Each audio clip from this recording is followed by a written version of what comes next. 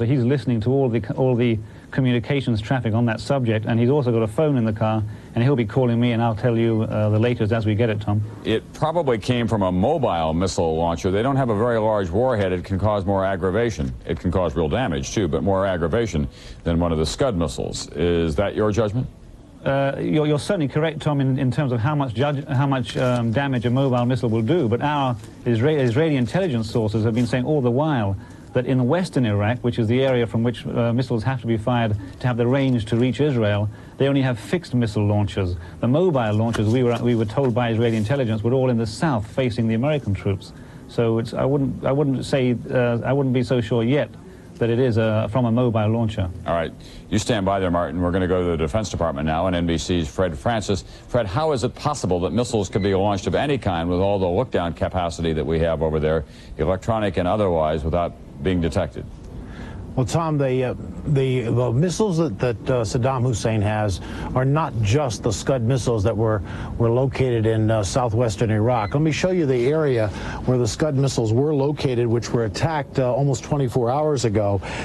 This area and this area, southwestern Iraq, approximately 300 miles distance to Tel Aviv, that's called the H2 and the H3 area. Those missiles were attacked, fixed launchers, and destroyed last night. However, Saddam Hussein does have what he calls the Al-Abbas missile, which could have been launched anywhere from the western interior of Iraq, and he does not have a great many of them, but they're very hard to find. And the reason this could have happened without being detected is that the flying time with one of these missiles between here and Israel can only be 7, 8, 10 minutes. And that's not much time to do anything except turn on the air raid sirens. So what we suspect from what we've heard is that the missiles were fired, perhaps not mobile missiles, but these Al-Abbas missiles that he has had and has just started to develop. We know that the mobile missiles that he has, that the United States is trying to find and bomb, are down in this area and into Kuwait, so they could be fired at American forces. Those missiles cannot reach Israel. So we can only suspect the missiles were fired from somewhere in the western interior of Iraq. All right, Fred Francis, we are hearing as well from John Dancy that State Department sources are saying that maybe as many as 5 missiles were launched altogether. We want to tell our audience now that you are joining an NBC News special report on Operation Desert Storm, America at War. There are late developments in Israel tonight. Missiles have been launched at Tel Aviv and apparently at Jerusalem as well. NBC's Martin Fletcher is in Tel Aviv now. Martin, what do you have for us?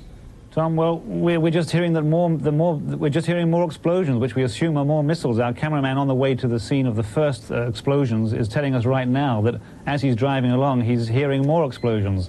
I cannot confirm a missile in Jerusalem, but we can certainly confirm at least 2 missiles having fallen near our offices here in a suburb of Tel Aviv.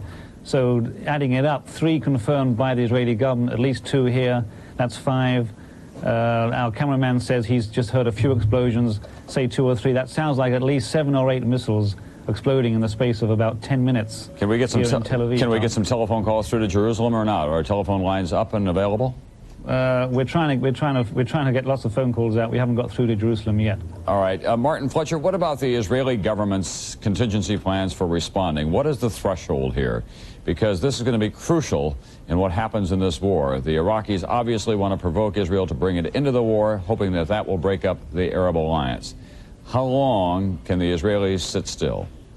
Well, Tom, Lawrence Eagleberger, the Deputy Under Secretary of State, was here last week trying very hard to persuade Israel not to retaliate under any circumstances. Well, the Prime Minister Shamir told Eagleberger very firmly that Israel would stand back, let the United States do the retaliating for it, as long as the damage wasn't too great. And he was talking about conventional warheads. The Israelis told Eagleberger that if chemical warheads were used, some kind of gas warfare, Israel would respond immediately. Well, I can't say yet what kind of warheads those are, although we're under the impression, we have been told, that the first warheads at least were not chemical. So I think it depends on how much damage has been caused, how many casualties.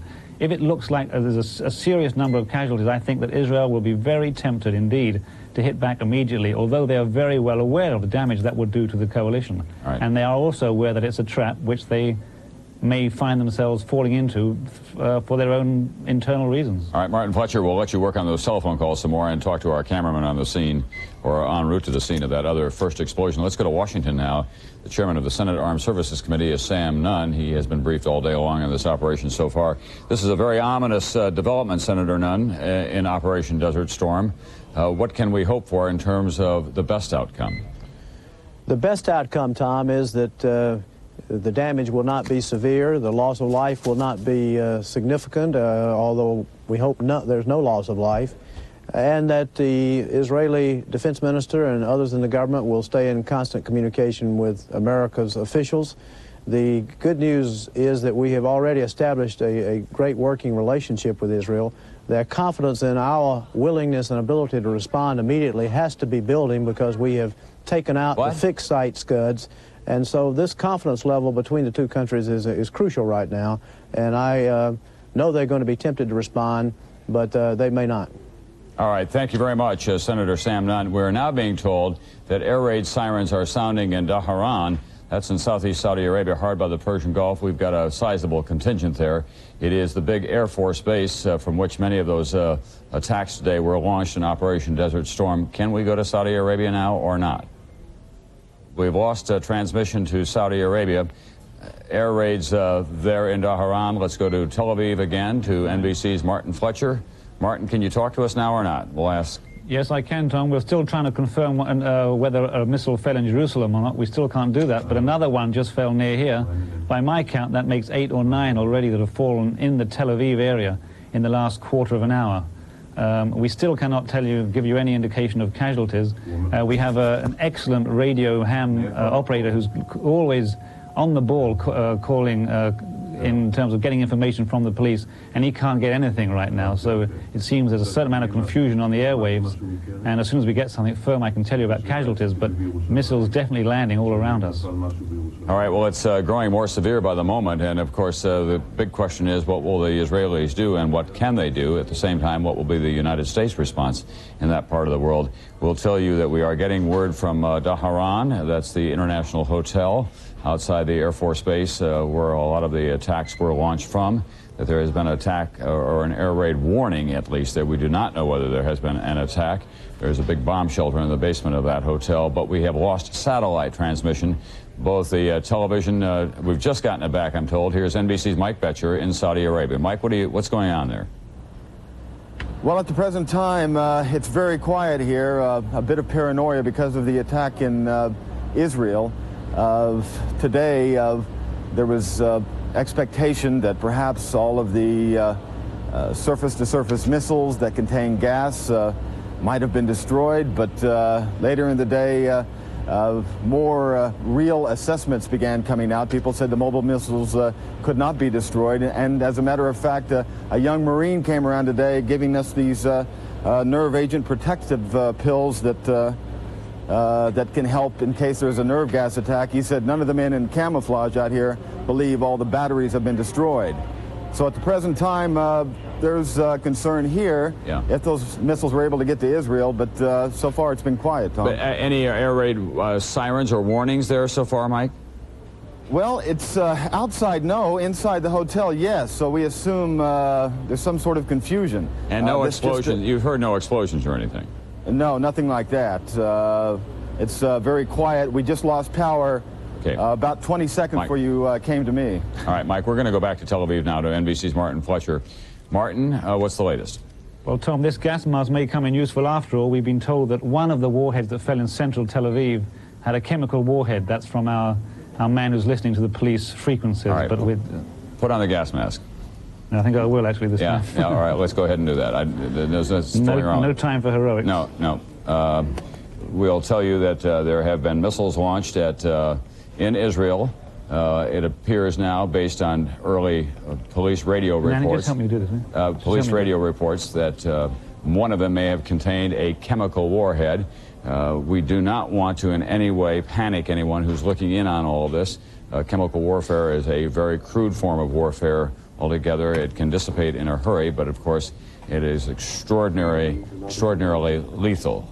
Israel is quite well prepared. Gas masks have been distributed to the population in the last couple of days, and part of the warning system has been that we're going to have everybody that we can conceivably put on a gas mask in that country. That was part of the civil warning system. We've asked Martin Fletcher, our correspondent there, to put on his and his assistant as well. Fred Francis, what have you got? I'm sorry, let's go to John Cochran. John, what's the latest? Tom, we're not getting confirmation here yet. It sounded like Fred was about to get it. Just before I came out here about 20 minutes ago, I was talking to somebody here just about this Israeli thing, and they were very concerned about it. You want to go to Fred? Yep, let's go to Fred Francis at the Pentagon. Fred? Yeah, Tom, we have confirmation. Tom, we have confirmation of six missile launches from the western desert of Iraq into Tel Aviv. Senior officials say they do not know what kind of warheads. The satellites did pick up the flash of 6 missile launches, and we know that Martin has been saying that anywhere from 5 to 9 have hit Tel Aviv. We do not have confirmation of any hits in Jerusalem as yet. The senior officials say we do not know what damage, and when I ask what the prognosis is for an Israeli response, they said it will depend on damage and deaths what the Israelis do. Tom? Well, they can't take very long to make that kind of an assessment, can they? The Israelis have been well known for their swift retaliation. And if their country is in danger, they'll want to make an attack as swiftly as possible, I would think. Well, Tom, that may have been true yesterday in the opening minutes and hours of this conflict, but the Israelis have been incredibly impressed by the American and Allied action over Iraq. And so that may temper their response somewhat, knowing that the United States is and its allies are moving. That may temper their response, but there's certainly no guarantee of that. All right, Martin Fletcher, can you talk to us now through your gas mask in Tel Aviv? I can talk to you, Don. I'm not sure if you can hear me through this thing. It's like being in an aquarium. But we have just got a report that 3 more missiles have fallen in the north of Israel. We don't know if there's a chemical warhead there or not. There's been an announcement on the radio that all citizens should put their gas masks on. They should stay in their sealed rooms, which would normally be in a high place in their building. They should not go down to the basement, to the bomb shelters, which is where you go for conventional war. So it's clear that the Israeli government is fearing, well, it's happening, as we know, gas wars. We don't know how many of these warheads are gas, how many are conventional. At least 1 gas warhead, at least 1 conventional warhead, we know that. It's a bit difficult to talk, Tom, here. No, we can hear you actually very well indeed. Martin, should you be taking other protective measures with exposed skin and so on? No, Tom. This is good for all kinds of for most kinds of gas war. It's when you're outside and various other kinds of mustard gas, for instance, different kinds of nerve gas. They come down and they settle on your skin, but you have to be outside for that to fall on top of you. And so we are prepared. Actually, I have all the kind of injections here and powder to brush off my skin. But as long as I stay in this sealed room, this is the only device I need. And tell us about the monitoring devices that the Israelis set up so that they could detect as quickly as possible the composition of the gas and whether, in fact, it was a chemical warfare attack. Well, Tom, the civil defense has been preparing for this very thing for weeks, and they've got a very sophisticated system where they can find out not only whether it is any gas war, but what kind of gas it is. That's the critical thing. For the citizen to know what kind of chemical war he's facing, because some gases kill you instantly, within seconds. Others will only harm you. Some can blind you. You have to know what you're facing, and that's there's not much I can add to that, Tom. Yep. I really don't know too much about how they do that, but they certainly have a developed system to do it. All right, let's talk about the ramifications from a military and political point of view, Martin. You've spent a lot of your life out in that part of the world. Even though it has been well advertised to the Arabs as well as to the West that Israel may be dragged into this in hopes that the alliance could be broken up, and even though the Israelis would have every justification to respond to especially something as unthinkable, as mendacious as an attack of this kind, a chemical warfare attack, well, what about the Arab masses when they hear that Israel is involved? Will they listen to reason at all, in your judgment? Well, you know, obviously it's a plan. It's the trap that the West has feared. It's the trap that Saddam Hussein has tried to set for the West. An attack on Israel, which Israel would then retaliate against, dragging the Arab countries, breaking up the coalition. It's a trap. Everyone knows that. it depends which Arabs we're talking about, Tom. Well, let's talk about Hosni Mubarak, for example. He was not very forthcoming the other day on whether or not he would stay out of this if Israel got involved, whether or not he would stay in the alliance. That's right, Tom. Well, the verdict here, he made several ambiguous statements. The verdict here is that among the government here is that Mubarak would stay out. Egypt would stay out. Egypt did recognize the right of Israel to retaliate if attacked. Even Syria has said that if Israel is attacked by another Arab country, then Syria would not necessarily intervene if Israel retaliated against that Arab country. One has to remember one thing, that those Arab states that are lined up with the United States against Iraq are countries that have their own interests at stake. And Syria, for instance, which is always seen as the weak link in the alliance, the American alliance against Iraq, Syria is a long-term enemy of Iraq with very definite interests, which culminate in deposing Saddam Hussein. So my bet would be that because of the nature of this attack, especially if there are many chemical warheads, I'd say that personally that the Arab coalition against Iraq would stand. Of course, I'm speculating. Or at the very worst, maybe just be neutralized momentarily. I would say so. And don't forget one thing: in terms of sheer instant power, if Israel, with its air force, with its military power, were to take the place of those Arab states lined up with the United States, the combined American-Israeli fighting power, on an instant basis, in America would be vastly strengthened by having Israel on its side. However, of course, that would terribly complicate the post-war period. There is no end to which Saddam Hussein will not reach in an effort to achieve what he wants to now, a chemical warfare attack. It appears tonight in Tel Aviv on Israel. Martin, we'll give you a few moments to collect yourself and to get some additional information for us, if you can there. NBC's John Cochran at the White House. John, it had been going by all accounts well, but there was great caution at the White House all day long. This was the great political fear of the administration, wasn't it? That's right. Just about a half an hour ago, I was talking to an official here who's been monitoring this very carefully. He said, if we can just get through the night, if the Israelis stay out of the war, we may be home free. We were talking at that time about would the Syrians go into join in a ground attack into Kuwait, and he thought that as long as the Israelis were out of the war, the Syrians would keep their private word to the coalition to join in an attack into Kuwait, although the Syrians said they would not go into Iraq. Of course, that's the kind of thing, all bets would be off if the Israelis got into the war. And I can kind of confirm what Fred Francis and others have been saying the last few minutes, which is, if indeed the attacks on Israel were not great, the United States did not expect the Israelis to join in, that in fact the Israelis would let us do it, Tom.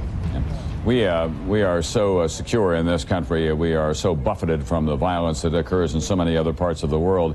It's hard, I suppose, for many Americans to imagine taking 5 missile hits on your principal city in a country and trying to decide yet whether that was a major hit or not. Do you have any idea what the threshold may be before the Israelis would feel compelled to strike back, John? Has that been worked out in any way, or will there just be consultation? Well, the person I talked to didn't know what the threshold would be. He talked about minor. I don't know what minor is. And of course, Martin Fletcher seemed to be talking about if there were only 3 or 4 hits, and of course if they were not chemical. And but now it seems to be major enough now that the Israelis must be giving a very serious consideration to joining this. And I would imagine that there's consultation going on right now. Incidentally, even though we're hearing from the Pentagon and the State Department, the White House does not want to talk about this. It's too sensitive. We're not hearing anything from Marlon Fitzwater yet. Fred Francis, please, at the Pentagon. What do you have for us, Fred? Tom, an official told me this is not minor. This is a major attack on Israel. And we must remind the viewer that Israel has a like response. Israel has Jericho missiles. It does not have to send its air machine over Arab countries to attack Baghdad. It can attack Baghdad in kind with Jericho missiles, 2 different missiles, one with a 700, one with an 1,100-mile range. And but I caution you that this is a serious attack on Israel. All right, Fred, let's go to Martin Fletcher. We have only a few moments left on the satellite time, Martin. You heard that, a major attack, in the words of the American Defense Department. What can we expect next in Israel? Well, before I speculate on that, Tom, let me just update you on the details. We have one large building in Tel Aviv that has collapsed from a missile, and we have confirmation that victims of chemical war have been taken to that very hospital that I mentioned earlier. So it looks pretty serious, and it's the kind of attack that Israel said, if it happened, they'd take retaliation into their own hands. I can't say now what they're going to do, but they said chemical war means Israeli retaliation. Yeah, it is a very bad situation, getting much worse moment by moment. It seems to me absolutely unavoidable for the Israelis to stay out of this, if that in fact is the case. What kind of a building was it that was collapsed, Martin? Do we know? Was it residential or commercial? Don't know if it was residential or commercial, Tom. We're trying to find that out, but there are victims which suggest that it was commercial. That it suggests it was residential. It's in a combined residential commercial area in the poorer part of Tel Aviv. All right, we are now getting word from NBC News in Jerusalem that that city, which is holy to all of the religions in that region, was not in fact struck. But Tel Aviv, which is the commercial center, the biggest, most important city in, that's Jerusalem, it was not hit, we are told, by missiles. But Tel Aviv was hit. But everyone there has been told to go on alert because Israel is a tiny country. It's about the size of a good Texas county, and any attack anywhere in that country could have ramifications for the entire nation. NBC's Martin Fletcher reporting that a major building has been hit in Tel Aviv, that victims of a chemical warfare attack have been taken to a hospital. How serious and how widespread it is, we cannot say at this time, but the fact that one has been launched at all makes it serious almost beyond my ability to describe it. And we do not know where Operation Desert Storm will go from here. It means almost certainly, I believe, that the Israelis will have to get involved. And then the big question is, what will be the response in the Arab alliance with the United States standing in the Persian Gulf? What will be the response on the ground of the Arab masses in places like Syria and Egypt and Jordan, for that matter? Will this crude and ruthless and almost unthinkable tactic on the part of Saddam Hussein, will it work to his advantage? Will he mobilize the Arab masses as he has been trying to at this point with words and with rhetoric, but now with chemical weapons? We cannot say at this moment, but the situation in the Middle East tonight could not be more grave at this hour. It's coming up at 10 to 4 in the morning in Iraq. We can only presume that Operation Desert Storm is continuing, those air raid attacks on military targets in Kuwait and in Saudi Arabia. We want to go now to NBC's Fred Francis at the Pentagon. Fred? Tom, I'd make the observation that Desert Storm is an operation that was planned to go along very slowly. A step at a time, a target at a time, and officials in this building were telling me today that Desert Storm would last out to 10 days, that they were just going to take their time to minimize aircrew casualties and pick Iraq apart a piece at a time. I think that changes that. What has happened in Israel changes that now. I think the tactics have to change because this is to keep Israel out of this war and to start a wider war in the Middle East. I don't think the U.S. Defense Department can go along with its original plan, and that, I fear, is what we're going to see in the hours ahead. All right, Fred Francis, we want to go back to Martin Fletcher now in Israel. He is still there, available to us on the satellite. As you pointed out, Martin, this is the first chemical attack on a city in history, and here is a man who portrays himself as a pious defender, after all, of the Islamic faith, and he will stoop, he will do almost anything. That's right, Tom. That's the way it looks here, and certainly Israel's now got to weigh up what kind of response it'll take. If I can just bring that to a more personal level, our camera crews are going into that area to try to get pictures. One has just returned. He started sweating under his mask, which is a form of reaction to some kind of chemical. We're not too sure what kind of reaction it is, but it's a bad reaction to find yourself in, so he's left that area. I would think so, and we want no heroics on the part of those other camera crews as well. Pictures will come later. We'll just take the information for now, Martin. I want you to give them absolute instructions that they are not to in any way expose themselves or to risk any kind of damage to their health. I've done that already, Tom. All right. Any additional explosions? We've had the last count, I think, was 5 missiles, Martin. Can you add anything more to that? No, Tom, yes, I can. No, the last count, I'm keeping a tally here of the explosions as I'm hearing them and being told about them. My tally says 12 or 13 missiles in Israel altogether. That's 3, including 3 in the north of Israel, near Haifa and the city of Safat, which are sources out in the north have been calling us about. He doesn't know if it's chemical or conventional warheads up there, but we're in double figures with missiles now, Tom. All right, and so far as we know, just one warhead with chemical capacity, or is that impossible to say at this hour? Well, at least one, Tom. I can't add to that. I don't know, but it seems to me pretty sure that there'd be a mixture, because this is a typical tactic of confusion, of sowing terror. Chemical warheads, you know, Tom, are actually less destructive than a conventional warhead. Fewer people die from gas because it's not as the explosion is much smaller. Yeah. And in a situation like this where the entire country is fully prepared, I doubt there'll be many deaths. Martin, quickly tell us about the weather conditions there tonight, because that will be a factor as well. Very important. Funnily enough, Israel has had no rain for the entire winter.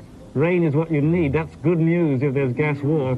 And today it rained for the first time in about a month. All right. And is the rain continuing or not? No, it's not continuing, Tom. We hope now. We hope that it does start raining again. But the conditions... Okay. All right. Martin, we're just going to ask you to sit there and to tell us all that you know, as long as we have satellite capacity. Israeli radio, of course, is the great connector in that country. What are you hearing from Israeli radio tonight? Well, as you can imagine, every citizen that is not sleeping is certainly listening to the radio. That's one of the rules. Go into your sealed room. The rooms are sealed with tape around all the windows and the doors. There's a special spray or tape to block up the keyholes and any kind of cracks in the wall. So people will be inside their sealed rooms listening to instructions on the radio. And the radio is making one very, very important point. Don't leave the room. Don't go down to the basement to the bomb shelter that every modern Israeli building has, which is proof against conventional bombs. They're saying stay high as you can, because chemical gas is heavy. It'll go down to the ground level. The higher you are, the better you are. And what can crews do about dissipating that gas in any way? Anything that you know about? I'm sorry, Tom, I didn't get the camera crew? No, technicians. Can any technicians go in there and deal with the gas besides monitoring it? They can. Well, no, you just have to wait for it to spread, and different gases take different times. It's not clear, as I said before, it's not clear what kind of gas it is. Mostly, the most common form of gases dissipate in about 45 minutes. Some take 2 or 3 days. All right, Martin Fletcher will tell you as well that the Belgian radio is quoting tonight the Iraqi ambassador to Belgium as saying the attack on Israel is coming, the decision has been taken, the timing, of course, is a secret, but then he went on to say it will be a very long war, that Iraq deliberately made very little response to the early Allied attacks for strategic reasons. Obviously, it wanted to hang back, maybe even create some false security so that it could launch these attacks tonight on Israel. And you'll recall last night, Martin, the Israeli officials were very impressed with what appeared to be the efficiency of the Allied attacks on Iraqi military targets. But then earlier today, you did hear that this attack may be coming. That's right. It shows you rather how gullible one can be in the face of an apparent success. But as I reported on nightly news earlier, the military intelligence officials told NBC News that if Saddam Hussein was going to attack, they expected tonight would be the night. That's what we said earlier. If they're going to attack tonight, and that's what happened. So Israeli intelligence was expecting it. All right, they were expecting it, but did they put out any kind of a special warning, or were they worried about panicking the people? No, they didn't have to put on a special warning, Tom, because they already did it yesterday. The entire country is in a state of national emergency. That means no one's leaving the house. They're all sitting around with gas masks under their beds because it's nighttime. So all the preparations were taken. That's why I said before, as all preparations have been taken, with any luck, there won't be too many casualties because the country was expecting this attack. We have known in the past, of course, that the Israeli military unleashed in that part of the world is one of the most lethal in the history of civilization. Martin, describe for us the state of readiness tonight of the Israeli military forces. Well, the Air Force is fully alert. The Army did not call up all the reserves because they don't expect any kind of ground mobilization, any kind of need for ground forces to go through Jordan, to go through land neighbors, Jordan or Syria. The Air Force on top alert, intelligence on top alert, civil defense on top alert, partial alert in elements of the Army. I know that the elements of the mechanized brigades have been called up, but mostly I think they're actually to control the Palestinians in the occupied territories. And also, two divisions were called up about a couple of weeks ago to go into the north of Israel. Israeli pilots sitting in their cockpits on tarmacs tonight? They've been sitting in their cockpits for the last week, Tom, rotating each other constantly. They have planes in the air all the time, electronic observation planes in the air all the time. And by the way, all we've heard about the great ability of Israel to predict, to track, even when they're expecting these missiles, Tom, it took them by surprise. Yeah. And what could the Israelis do that the United States and its allies are not doing already in Operation Desert Storm?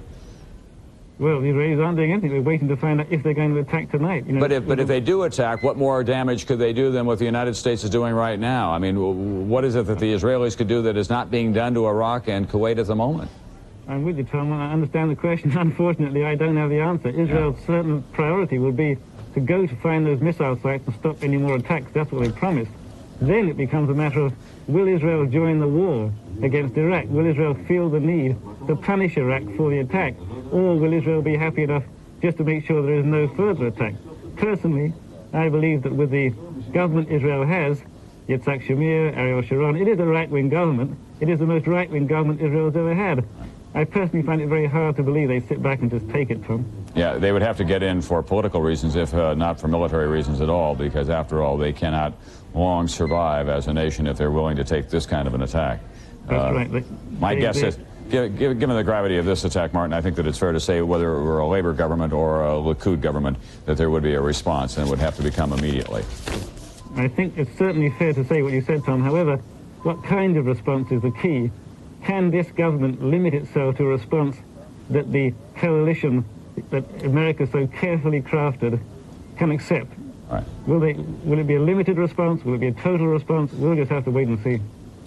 NBC's Martin Fletcher, we're going to keep you on the screen there for just a moment as we tell our American television audience that we are continuing our coverage of Operation Desert Storm, America at War, and now, very possibly, Israel at war as well. It has taken a grave new turn tonight, this war in the Persian Gulf. Iraq has launched a missile attack, maybe as many as a dozen missiles on Tel Aviv, the principal city of Israel, and at least one of those missiles had a chemical capacity. Israeli citizens and others are being treated for chemical wounds. One big building in Tel Aviv, we're told, has been collapsed. There have been injuries. The reason that this is so grave, apart from the apparent reasons, the obvious reasons of people being put in mortal danger as a result of this missile attack, is that it has widespread political ramifications. The Iraqis would dearly love to provoke Israel to join this war in the hopes that would break up the Arab alliance, which has been one of the linchpins for the American operation in the Persian Gulf. NBC's Fred Francis at the Pentagon. Fred? Tom, a senior Pentagon official has just told us that they are confirming multiple launches of Scud missiles and probably mobile missiles from inside Iraq. The official said that Martin saying they heard 9 to 12 explosions. He cautioned us that there were secondary explosions also that Martin heard. So we may not have a full-scale, all-out attack of mobile Scud missiles on Israel. Some of the explosions that Martin may have been hearing would be secondary explosions, according to the Pentagon. But satellite photography, satellite imaging has picked up launches, but not as many as the explosions as Martin has heard. Yeah, but in fairness, Fred, the fact is it took us a while to get that confirmed at all, and they didn't pick them up until they landed, even though that they were able to get the satellite photographs. Let's go back to Martin Fletcher now. Martin, now you were listening to all of that. Some of those may have been secondary explosions. Any additional information on the ground in Tel Aviv? Well, Tom, I wouldn't like to get into a discussion about how many, because frankly, I'm just not familiar with the sound of chemical explosions, because as nobody is in this city. Indeed, as you said before, no city has come under chemical attack before. And we're not hearing, and I just want to keep monitoring, we're not hearing anything about an Israeli response at this time. It could already be underway for all we know. It could be underway, Tom. As we said before, pilots in their cockpits rotating takes 30 seconds to get off the ground once they get the order. But we haven't heard yet. Certainly, we would not know anyway now if they were attacking, because it's a 1 hour flying time to Baghdad, half an hour to the area H2, H3. We just lost Martin Fletcher on the satellite from Tel Aviv tonight. He is there in his gas mat. He's been reporting to us. And Martin Fletcher, I think that we can get you back up again.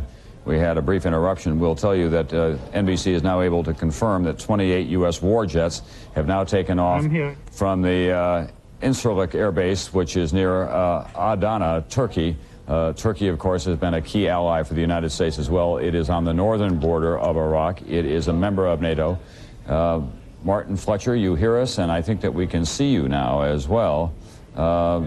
you were saying we do not know when or how the Israeli response will come, because after all, that's part of the secret to their military success in that part of the world. Any more information on that earlier explosion at the building and the reports of some chemical wounding? I'm afraid no more reports, Tom. Our information came from our man on the scene.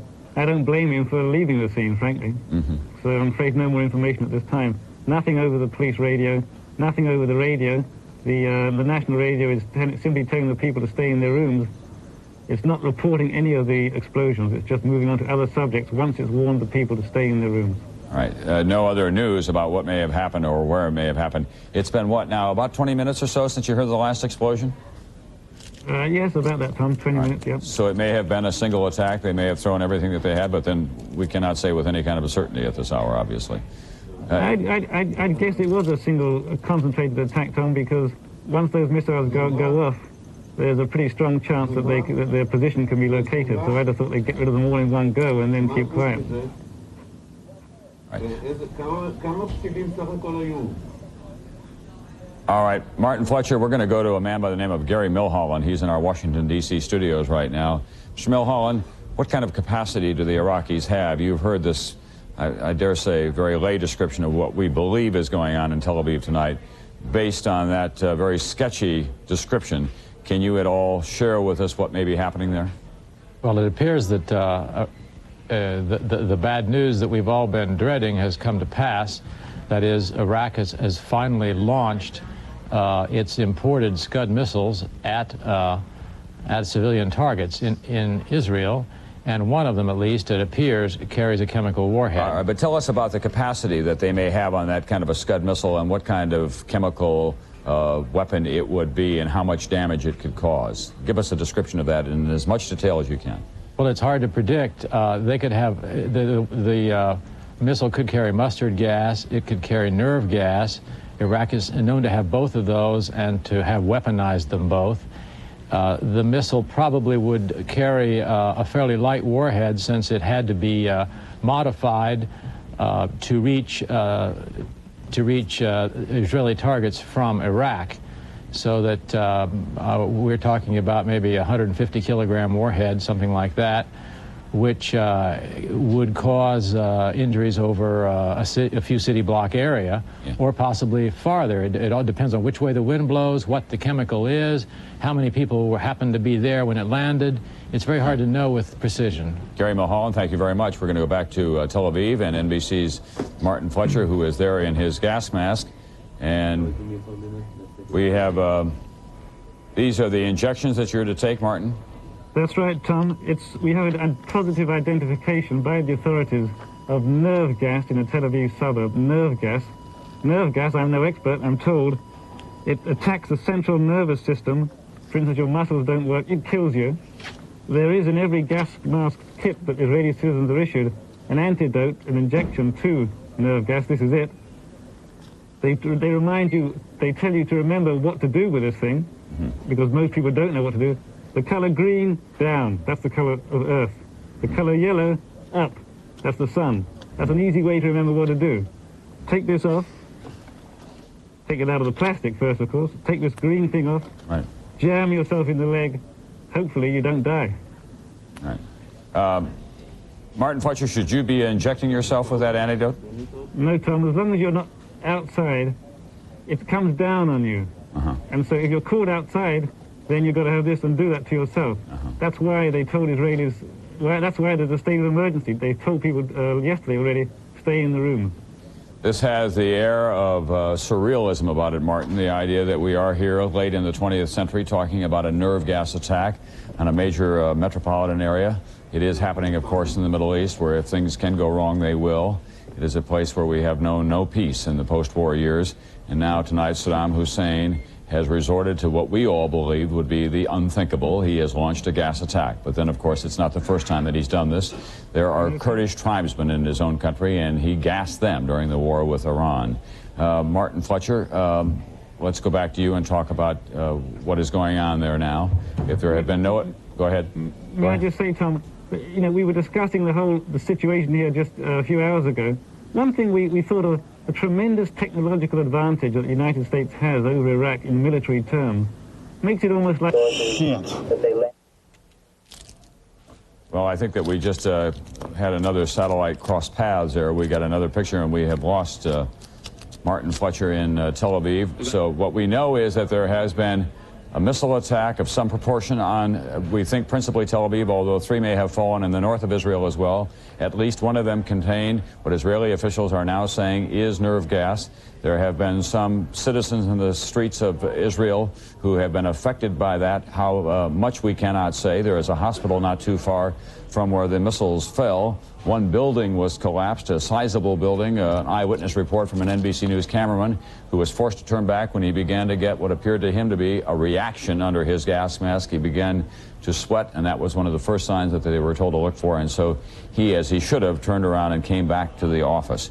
We are told that some people, however, were exposed to what now has been identified as nerve gas. Gary Milholland in Washington, D.C., who knows about these kinds of weapons, tell us about nerve gas. Well, nerve gas, as we just heard, affects the central nervous system. The symptoms are sweating at first, then difficulty breathing, and then finally loss of control of bodily functions. And again, it depends on where you are and how quickly you're treated as to what the ultimate effects are. There can also be effects after you get over it. That is, there can be long-term effects. I think it's important to point out that, if I might, that Iraq's poison gas arsenal has been imported, as have its missiles. Right. So we're looking here at in a way, at a sort of a semi-international attack, right, by one country on another. Well, there certainly has been complicity in the past, but that attack was launched, Mr. Mulholland, by Saddam Hussein. NBC's Robert Bazell is with us now, who has been keeping us up to date on chemical warfare capacity as well. Nerve gas, how quickly does it dissipate? It depends, of course, on how much the winds are blowing and a lot of other things. I don't think that there's any way that you can quickly say. But it's most likely, there are 3 different kinds of nerve gas, and it's most likely that the Iraqis used one called VX, because that would give them the most bang for their buck in terms of that 150 kilograms that they could get into a missile. VX is a very deadly compound. A drop on your skin can cause the reaction that we were just hearing about. It's very severe. Atropine, the thing that we saw Martin with the injection, is an antidote that will cut it off. It persists for several days and maybe even weeks, but if it's dispersed over a large area, it's not a huge hazard to a large number of people. I think it's mostly a psychological thing here, Tom, that a lot of people fear nerve gas, and it obviously has upped the ante enormously. With good reason. It rained today in Tel Aviv, we're told. Does that help the atmospherics? That should have helped some in terms of the dispersal, but again, these things are designed so that they have an aerosol so that they stay in the air. I mean, Saddam Hussein's ability to do that was one of the things that had been discussed widely before this war, and one of the reasons why, of course, the United States wanted to knock out the Scud missile so badly, because we knew that he had developed the ability to put an aerosol spray in the air with nerve gas in it. Where did he get nerve gas? He got it mostly from West Germany through a plant that he was able to manage to manufacture there. Manufactured his own. His main feat was the weaponization, of course, to be able to put it on these missiles. And if people are in their homes with windows sealed and they go to the top floors and they put on their gas mask, they can expect a reasonable measure of safety? A reasonable measure, but again, if it's nerve gas, and as the Israeli radio reported, it can cause damage by just touching the skin. The gas mask alone is not enough, and that's why Israelis were told to have a room in their house which was completely sealed, and Israelis were told to have that room where they could go to and stay in the house and stay away from any possible skin contact. All right, Robert Bazell, there's a man in Washington right now by the name of Seth Karras who knows a lot about nerve gas as well. Mr. Karras, this is about as ominous a report as you can possibly imagine that we're hearing from Tel Aviv tonight. What's your immediate reaction based on the descriptions that Martin Fletcher and others have been giving us? Well, I have to admit I still don't have a clear picture of exactly what happened, and I suppose it will be some time before we know the extent of the effects. That's really going to be the key, because if the effects are relatively limited, it might be possible to contain the consequences. I suppose part of it for almost all of us is this the unknown. There is no greater horror to most of us than nerve gas or chemical warfare of one kind or another. We live with the threat of nuclear warfare, and conventional weapons now have the capacity to kill a lot of people over a wide area with one single blow, but it is this kind of unseen evil that causes so much fear. Should we be worrying as much about nerve gas as, say, a bomb dropping on Tel Aviv? Well, the potential for killing people, unfortunately, is much greater for a warhead with nerve agent than with high explosive. If the bombs just had high explosives, based on our experience from the Iran-Iraq War, at most you would expect maybe 10 or 15 people to be killed. Depending on the size of the warhead, it's possible that hundreds of people could be affected by the warheads in question. All right, Mr. Karras, obviously Saddam Hussein is going to attempt to use this as some kind of leverage to get, as a provocation to get Israel into the war. You're with the Institute for Near East Policy. You study the political ramifications of what is going out there as well. What are the chances that he's going to be able to do this with this kind of a crude tactic, an almost unspeakable tactic? Well, it really depends upon the Israeli response. It's quite clear that the Israelis are aware that a response that changes the character of the conflict from a multinational one against Iraq as opposed to a conflict that could turn into an Arab-Israeli one would not be in Israel's interest. Nevertheless, if there was a very severe result from this attack, I suspect that the pressures inside Israel to respond would be overwhelming. So really we have to wait and see how extensive the damage was, and then what the character of the Israeli response is. All right, Seth Karras, we're going to go back to Martin Fletcher. We now have reestablished telephone contact with him at least. He is in Tel Aviv tonight. He is still wearing his gas mask, as we have instructed everyone there. We didn't need to do that. They knew better themselves. Martin, any additional information, and have you heard any more missile explosions recently? No, we've heard no more missile explosions, Tom, and no more information, actually. But just so that you know, I hope you don't think I've done the wrong thing.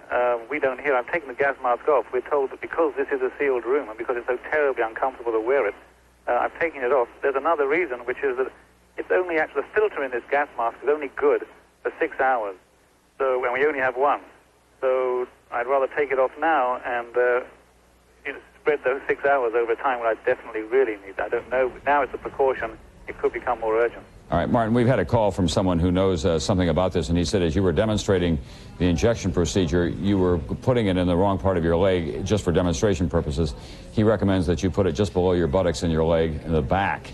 I don't know what the instructions are there, but and we believe that this man does know what he's talking about, and I know that you have no medical degree, so I would, if I were you, I'd read those instructions very, very carefully indeed. Don't worry, Tom. I've just made a cross on my leg. I admit I know very little about this. All right, our cameraman who went toward the scene, first of all, which one was it? Which of our cameramen went down there? Well, actually, two did, Chaim Deckel and Yossi Muller. Yossi Greenberg's in the studio with me, or he would have certainly gone too. And what about the reaction? They began to perspire as they approached the area and then turned around. Have there been any additional symptoms? I hope not. Yossi, 1 second, Tom, just hearing. We've just heard that the radio has announced that Israeli citizens can take the gas mask off. So we assume from that the gas attack is over. I'm not sure exactly why that would be, but the radio has made that announcement, Tom. All right, well, that's the most heartening news that we've heard in the last hour, certainly. And for the time being, the reason is that they've identified the agent. They know how long it takes to evaporate, and they figure that the scare is now over. There definitely was nerve gas here. But maybe that shows that there was only one chemical warhead, but I wouldn't like to commit myself to that. Yeah, but it was about 45 minutes ago. Seth Karras in Washington, is that long enough for it to dissipate? Well, it depends upon the kind of agent that it is. Some nerve agents dissipate relatively quickly. The Iraqis are known to have an agent called sarin, a World War II vintage agent, and that does dissipate relatively quickly. However, even if it was a persistent agent, if it remained localized in a particular area, it would not necessarily pose a threat to anybody even 10 or 20 feet away from where it is. So once they know where it is, the threat to the public at large could be contained by just routine civil defense measures. And Seth Karras, if you are exposed to nerve gas and you're rushed to a hospital, what can they do for you in an emergency treatment? Because we've we understand that they do know what they're doing in Israel when it comes to a chemical warfare attack. Well, I'd rather defer to somebody who's more of a medical expert than myself. There are treatment methods, but I'm not sure I could give an accurate description of them. Yeah. We're going to put up Bob Bazell here in our studios in New York and Martin Fletcher in Israel at the same time. And Martin, first of all, if you'll tell us what you're hearing there right now. Well, we've just heard, Tom, that the radio has announced that Israeli citizens can take their gas masks off, that the scare from that the effect of the nerve gas attack has ended, which suggests to me that there were not many chemical warheads involved in that attack. There would be no doubt in your mind, however, that the Israelis tonight must be preparing some kind of a retaliation. The question is, what is the scope of it? Israel is so concerned with not upsetting the American coalition against Iraq. They've been told so sternly by the United States not to retaliate that there will certainly be, all I can say is they'll certainly be bearing that in mind. But I've just had one conversation with a political source while I was off the air just now, Tom, who said he believes that Israel will retaliate. Yeah. We have Robert Bazell sitting here in the studio with us, your friend and colleague, and we're going to keep you on the line there, Martin Fletcher, while I ask him about treatment. If you go to a hospital, what can they do once you have been exposed? Well, with nerve gas, Tom, there are specific antidotes that stop the action of the gas on the body. One of the things that's significant is that Mike Betcher reported earlier today that American troops in the field, infantry, were beginning to take pills which are an antidote. Now, you can take pills in advance in preparation for taking nerve gas. And to many people that I spoke to today, that was a very ominous sign because they thought that there was a fear that the American troops might be receiving a nerve gas attack. Saddam Hussein is known to have much more nerve gas in artillery shells than the few that he had in long-range missile shells.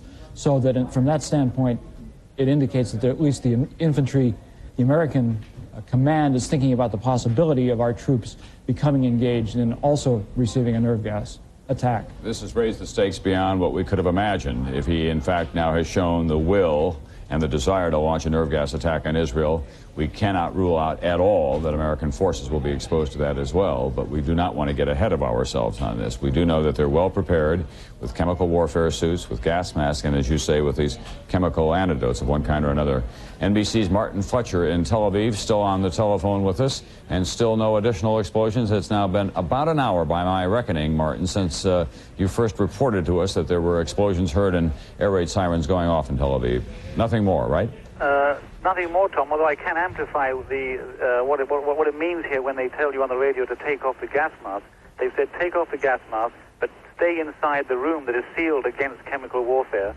Stay inside the room. If you hear an explosion, put the gas mask on immediately. That's what they've told us. Mm-hmm.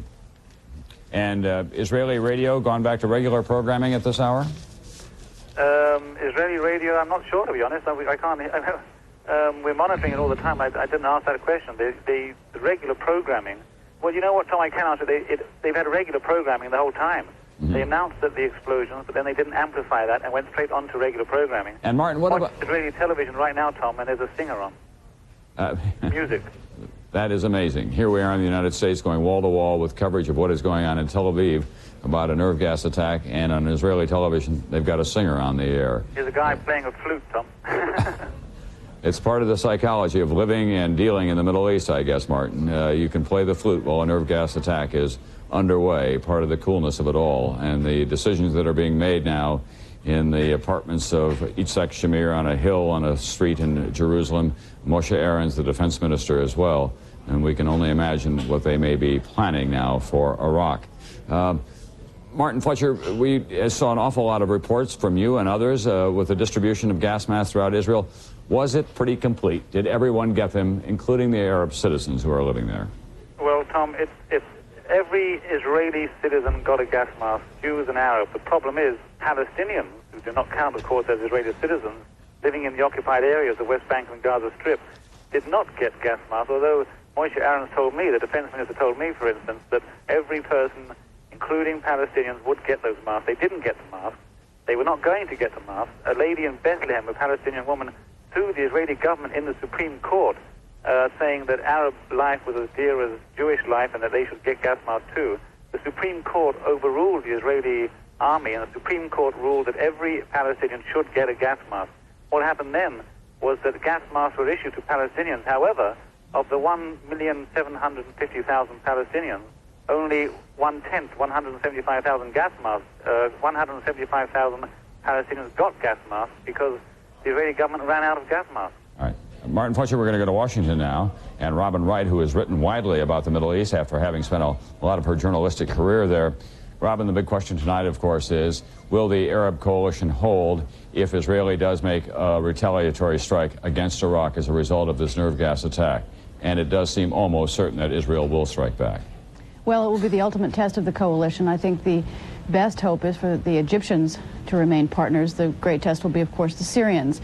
They have indicated that they may break with the coalition if there's a new component, if the Operation Desert Sword is expanded to become the Middle East's sixth modern conflict. Yeah. Hafez al-Assad is hardly the Boy Scout of the Middle East. He is the dictator, the strongman of Syria. He has made some overtures in recent days to Saddam Hussein in Iraq. But would he, at this point, when his reputation is a little bit on the mend, would he want to identify himself with Saddam Hussein after a nerve gas attack on a city? Well, that's the ultimate question for him. His participation in the coalition has been very controversial at home. He is, in effect, pulled in both directions. It's not advisory for him to become affiliated with Saddam Hussein, but he also can identify with a broader Arab-Israeli conflict on the American and Western side. Robin, what about Saddam Hussein? We have asked everyone who has had any 30 minutes of study of this man, met him or has been a student of him, about what he is likely to do next. This was the kind of unthinkable episode that we didn't want to believe would become reality. But can he go farther than this in your judgment? I think he can. I think he is sending a signal that he's prepared to unleash everything he has in order to stave off a Western attack, to hold on to Kuwait. There were indications that there was limited use of biological weapons, anthrax. At the end of the 8-year Iran-Iraq war, it is possible that he will try to go one step further and unleash something containing biological weapons as well. All right, Robin Wright in Washington, thank you very much. Bob Bazell, our medical expert, is here with us in the studio, and he has been reading up on and making himself expert on the capacity that Saddam Hussein has, both for chemical and biological. Is the biological factor overstated? We don't know yet, Tom. The problem is with Saddam Hussein has a proven capability, which he just proved tonight in his attack on Tel Aviv and possibly other parts of Israel, that he has chemical weapons. He's used them in artillery. Biological weapons, he has denied that he has, and we don't know whether he is able to put them in weapons, in artillery shells or in missiles.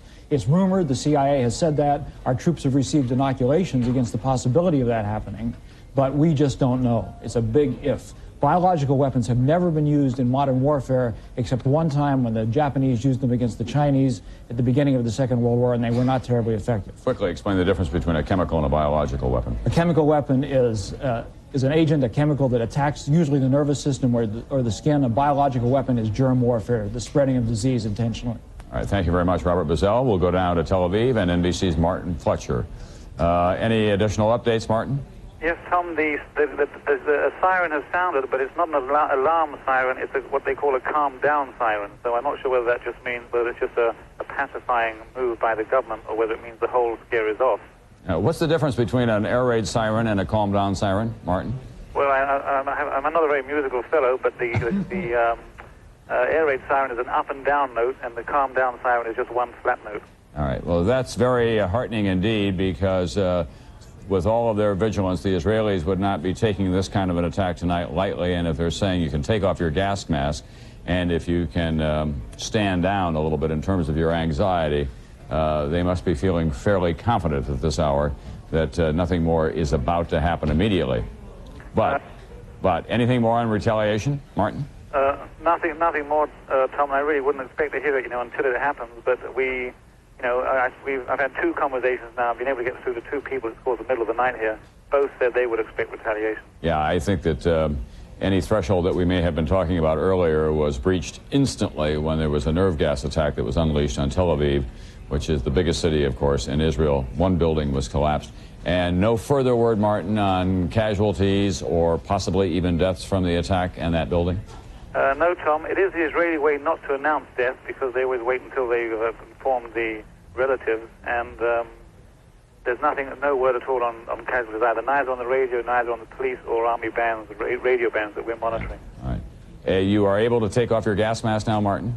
I've taken it off, that's right. Well, actually, I took it off anyway, but then about 5 minutes later, the government announced that people could take off gas masks, but they must stay inside their sealed rooms. Each citizen was told by the government to prepare one room, tape up the doors, tape up the windows, cover the cracks, cover the keyholes, sit in that room with a radio, with water, and with your gas mask and wait for the alarm to be over. But that stage of the alarm is still active. People are still in their sealed rooms. And you were going to check on Yossi, the other cameraman, for us about whether he was getting any additional symptoms. He was perspiring when he approached the site and turned around and came back. Anything else happened to him physically? Yeah, Tom, that was Chaim Deckel. No, he's okay. Chaim Deckel and his soundman and Yossi Muller and his soundman, they're both sheltering in the homes of citizens in the area. I don't blame them for a moment. Yeah. And we have not heard any more from them. And so they have just called in, and what they've done is hole up in one of those safe rooms that may be in some Israeli citizen's house. That's right, Tom. Actually, all of us here, courtesy of NBC News, we've all got chemical warfare suits. So actually we could put on the gas mask, put on our chemical warfare gloves and rubber boots and heavy coats with carbon lining. But, you know, it's such an unexpected, such an unknown quantity that, frankly, you'd have to be a pretty brave or foolish man to put on your suit and voluntarily walk into an area that has just been contaminated by nerve gas. All right, thank you very much, Martin Fletcher. We'll ask you to stand by there for a moment. I'd like to go back to Fred Francis, if that's possible, to see if he has any additional information. Okay. Fred is working on additional information for us at this time. Martin, I can share with you some information that we're getting here over the wires that may be helpful in Jerusalem. A police official asked over the telephone if there had been explosions, said yes, on the road and in the air. And then he said, I don't have time. So they may not have attacked Jerusalem itself, but maybe the road between Tel Aviv and Jerusalem, that beautiful stretch of highway there, and maybe even exploded something in the air. That's right, Tom. All right, let's go to Saudi Arabia. That's jet fighters taking off.